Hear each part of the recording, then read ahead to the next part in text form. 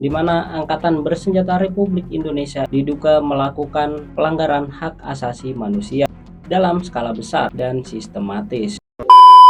Oke, ketemu lagi kita cuy. Tentunya di segmen history. Seperti biasa, di segmen ini kita akan membahas suatu fenomena yang terjadi di alam semesta kita ini.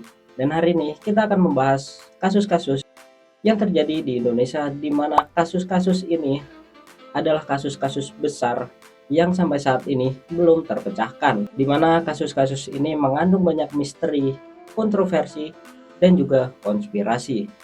Tapi sebelum lanjut ke videonya, gue mau ngucapin terima kasih dulu buat ke kalian yang udah klik dan nonton video ini. Dan juga gue bakal lebih berterima kasih kalau kalian gak cuma klik dan nonton, tapi juga tekan tombol subscribe dan bunyikan loncengnya ya. Karena apa? Subscribe itu berpahala aja ya, wede. Oke, kita langsung aja ke kasusnya. Dan saatnya serius.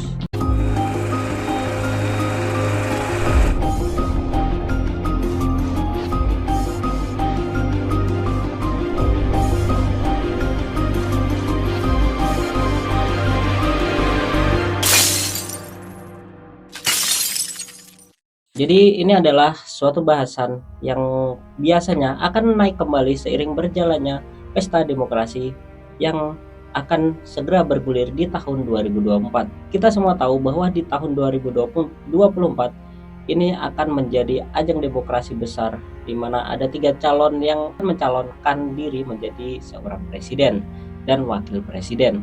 Nah, hari ini kita akan membahas kasus-kasus HAM berat yang sampai saat ini masih belum terpecahkan yang ada di Indonesia, di mana kasus ini biasanya akan mencuat kembali seiring akan berjalannya pesta demokrasi yang ada di Indonesia. Debat capres ke depan akan sangat dibahas tentang bagaimana para calon presiden ini atau calon pemimpin kita ini untuk menyelesaikan kasus HAM berat yang pernah terjadi di Indonesia pada masa silam yang bahkan sampai saat ini masih belum terpecahkan. Oke, kita akan langsung ke kasusnya.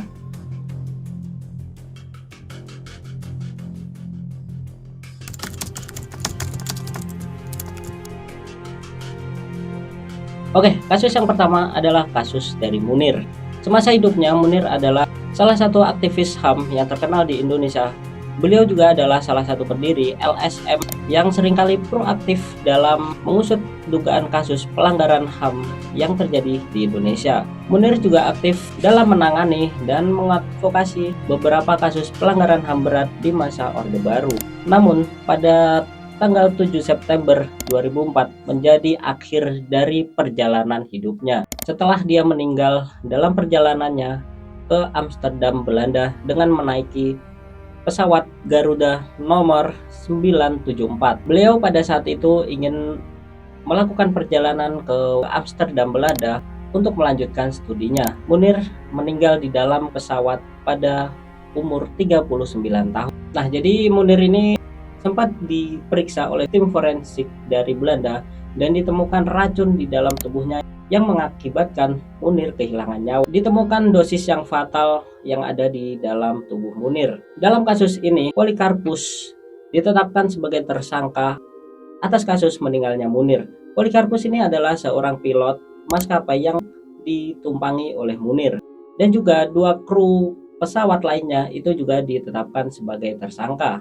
Namun saat dijalankannya rekonstruksi dari kasus kematian Munir, rekonstruksi ini dilakukan secara tertutup oleh pemerintah Republik Indonesia. Dalam kasus ini, mantan Badan Intelijen Negara yaitu Muhdi PR ini turut terseret dalam kasus kematian Munir. Tapi beliau menyangkal bahwa dia mengenal Polikarpus yang sudah ditetapkan sebagai tersangka. Polikarpus didakwa hukuman 14 tahun penjara oleh Pengadilan Negeri Jakarta Pusat dan juga Pengadilan Tinggi DKI Jakarta. Namun Mahkamah Agung menyatakan bahwa Polikarpus tidak terbukti melakukan tindak pembunuhan. Tapi pada tanggal 25 Januari 2007, Kejaksaan mengajukan peninjauan kembali pada kasus Munir ini. Dan akhirnya MA mengabulkan permohonan Kejaksaan dan Polikarpus divonis 20 tahun penjara. Tapi Polikarpus ini dinyatakan bebas bersyarat dengan banyak remisi yang didapatkan pada tanggal 28 November 2014. Pada 10 Oktober 2016, penggiat HAM pun tidak tinggal diam atas kasus ini. Penggiat HAM Kontras pun meminta pemerintah untuk mengusut tuntas siapa dalang dari kematian Munir. Dan juga penggiat HAM ini meminta pemerintah untuk mengumumkan secara utuh hasil penyelidikan dalam kasus ini. Dan pada 13 Oktober 2016, Presiden Jokowi meminta Jaksa Agung untuk mengusut kasus Munir. Namun MA menolak karena kurangnya berkas perkara ini. Jadi hingga saat ini kasus Munir ini masih menjadi misteri sampai sekarang. Dan belum juga ditemukan siapa dalang dari orang yang menghabisi nyawa Munir.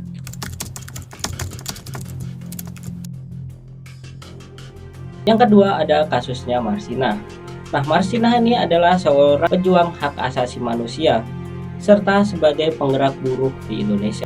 Marsinah merupakan salah satu penggerak unjuk rasa PT Catur Putra Surya pada Mei 1993. Unjuk rasa ini dilakukan dalam rangka untuk menuntut PT CPS untuk menaikkan gaji buruh pada masa itu. Pada tanggal 3 dan 4 Mei 1993, Marsinah dan rekan-rekan buruh lainnya ditunjuk untuk menjadi perwakilan dalam perundingan dengan PT CPS. Di perundingan itu disepakati bahwa PT CPS akan menaikkan gaji buruh sesuai surat edaran Gubernur KDH tingkat 1 Jawa Timur. Namun mulai tanggal 6 Mei 1993, Marsinah menghilang begitu saja dengan misterius. Kemudian Marsinah ini ditemukan pada tanggal 8 Mei dalam keadaan tidak bernyawa di dalam hutan dengan kondisi yang mengenaskan. Marsinah ditemukan tergeletak sekucur tubuh penuh luka memar, bekas benda keras, dan berlumuran darah. Diduga Marsinah ini dihabisi karena melakukan unjuk rasa berupa mogok kerja karena mendesak PT CPS menaikkan upah buruh sesuai edaran Gubernur KDH tingkat 1 Jawa Timur. Dalam kasus ini 9 orang ditetapkan menjadi tersangka, yaitu 2 satpam PT CPS dan juga 7 petinggi PT CPS. Tapi ketika kasus ini dilampahkan ke Mahkamah Agung menyatakan 9 orang ini tidak terbukti melakukan tindak penghilangan nyawa dan mereka semua didakwa bebas dan tidak bersalah. Ada beberapa kejanggalan dalam kasus ini. Salah satunya adalah penangkapan ke-9 orang tadi yang tidak sesuai prosedur. Bahkan dilakukan penyiksaan pada 9 orang ini saat dilakukan penangkapan oleh militer dan juga aparat.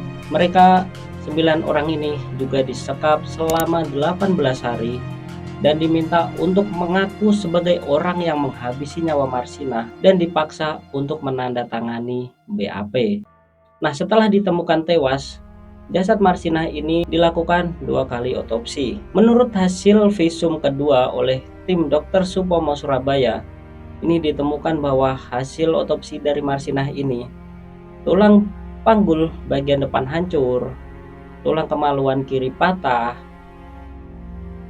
tulang kemaluan kanan patah, tulang usus kanan patah sampai terpisah, tulang selangkangan kanan patah seluruhnya. Jadi disimpulkan bahwa bagian bawah dari tubuh Marsinah ini mengalami kerusakan secara masif. Berdasarkan hasil otopsi yang kedua, kerusakan semacam ini hanya bisa ditimbulkan oleh serangan peluru dari senjata api yang ditembakkan dalam jarak yang dekat.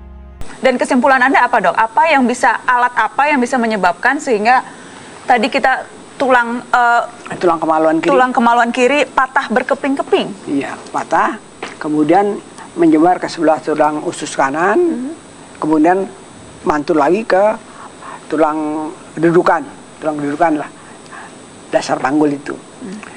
Itu hanya satu, luka tembak paling bisa. Luka tembak? Luka tembak. Melihat lubang kecil dengan kerusakan yang masif, apa kalau bukan luka tembak? Gitu. Jadi dimasukkan dalam rongga kemaluannya pistol dan ditembak? Ditembak, gitu. Senjata api kita sebutnya. Kalau pistol kan kesannya otomatis gini, ada revolver juga kan, jadi kita senjata api. Dan apa konsekuensinya, apa artinya kalau kemudian bukan balok tapi senjata api? Konteksnya dalam kasus Marsinah? Jadi pelakunya siapa yang punya akses dengan senjata itu kan? Jadi banyak yang menduga penghilang nyawa Marsinah ini bukan dari masyarakat sipil, karena kita tahu sendiri masyarakat sipil di Indonesia itu dilarang untuk mempunyai ataupun memegang senjata api. Sampai saat ini kasus ini masih menjadi misteri dan ditetapkan menjadi kasus pelanggaran HAM berat yang masih belum terpecahkan sampai saat ini. Belum ditemukan siapa orang yang menghabisi nyawa Marsinah sampai saat ini.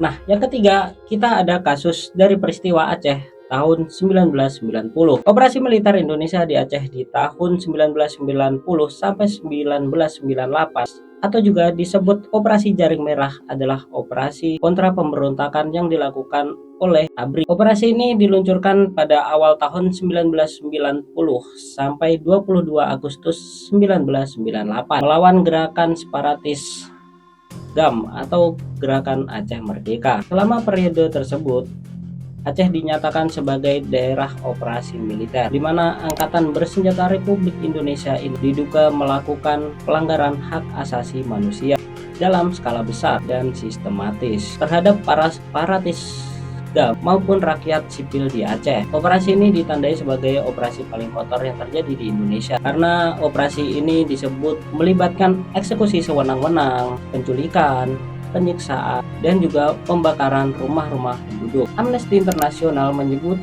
diluncurkannya operasi militer ini sebagai shock terapi bagi gerakan Aceh Merdeka. Desa yang dicurigai menyembunyikan anggota GAM dibakar habis dan anggota keluarga tersangka separatis diculik dan disiksa. Diperkirakan lebih dari 300 orang dan anak di bawah umur mengalami pemerkosaan. Disebutkan juga antara 9.000 nyampe 12.000 warga sipil tewas antara tahun 1989 dan 1998 dalam operasi ABRI ini.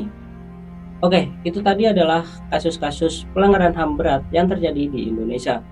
Semoga kasus-kasus ini segera bisa terselesaikan dan ditemukan siapa tersangkanya hingga kasus ini benar-benar selesai, coy ya.